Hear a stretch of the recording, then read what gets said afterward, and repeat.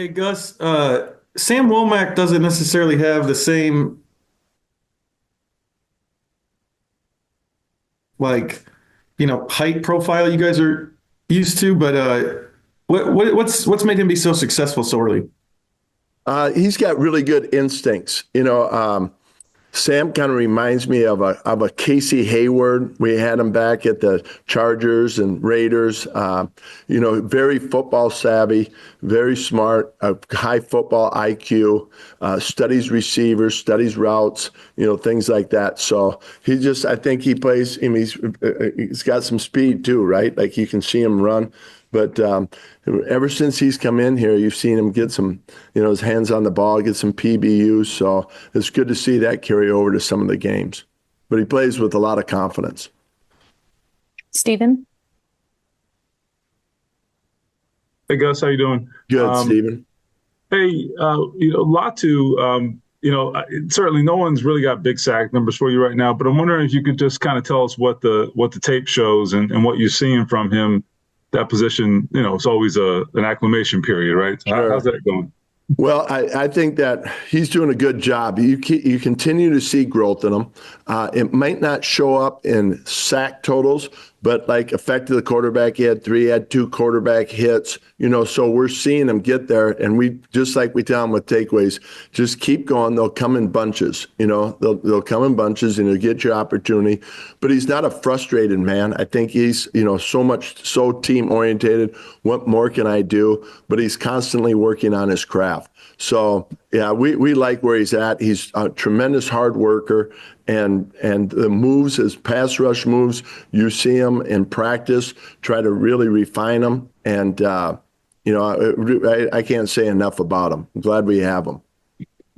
When in that position, you can be close to making the sack and being close to making that play, and then you don't come up with anything. But I mean, do you feel like you can impact the game even without the sacks? Do you see that? Oh yeah, I guess overall that what you're seeing. Obviously, sack numbers are important, right, to everybody out there and to us too, and to him as well. I mean, he's no different. And sometimes guys go a couple games without a sack, and you can see it wear on them. I've been a part of that with a couple of guys where they haven't got a sack and they're like, God, Gus, and I think I think if you see him getting close, you see him using the right technique, you see him with the pass rush moves and all those things are in place, then you just keep going. They'll come. Those opportunities will come. And, we saw a lot of quick game 2 weeks ago, getting in those pass rush situations where teams have to pass the ball. And, we can get him in that environment. I think that, he'll be able to showcase even more. Thanks. James? Gus, in what ways have you seen Jaylen Jones sort of grow up this season, and also just the physicality he plays with in the line he's been able to kind of walk to be successful but still be physical? I see Jaylen like this. I think what impressed us most about him last year was his strength at the line of scrimmage, his ability to play press. He loves to play that, press coverage type style. Now, I think his game has grown just because some of the different concepts that we've thrown at him, whether it's cover 2, cover 3, playing the zone principles, he's more acclimated to that, and it looks like football when he does it. But probably the biggest jump that he's made is his ability to crack replays, use his hands to get off blocks, set edges. We saw that this past Sunday. So it's just another step for him to be a complete player. I think he's got the skill set. He just needs game reps and opportunity to do those things. But he's made a big jump in that area. Still not exactly where it needs to be, but we could show clips of the whole group, of him demonstrating those things. Then one quick follow-up with the defense. Obviously, the fourth quarter was great, but how do you all, I guess, sustain it over an entire fourth quarter? That's what pretty much the theme I heard throughout the locker room after the game. Well, yeah, I mean, to get, what was it, 3 and outs in a critical time in the fourth quarter, it's always about giving the offense opportunities. So, yeah, I mean, that's the goal, right? I thought that we had our best game tackling. The past couple of weeks, I've been telling you that we've had 15 missed tackles, 14 missed tackles. Well, I think this was like 6 in the game. So a big jump there. I thought our effort, we came out and played with really good effort. That was at a high, and then compared to some other games. So It's a big step. We, constantly trying to get our guys to play better and better. And I think that was the focal point this week was our tackling needs to improve and we need to make a big step. Everybody's got to take ownership of it, and they did a nice job of it. So, we just need to continue with that area, and I think that will help us play more consistent throughout the game.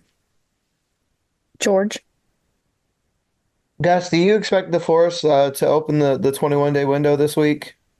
We're having discussions with that now. As a matter of fact, we just talked about it, so we'll have some conversations and see how that goes. Whenever he does get back, is he a guy that would be able to come back in quickly? Do you think he's going to need more than 1 week of practice to be ready?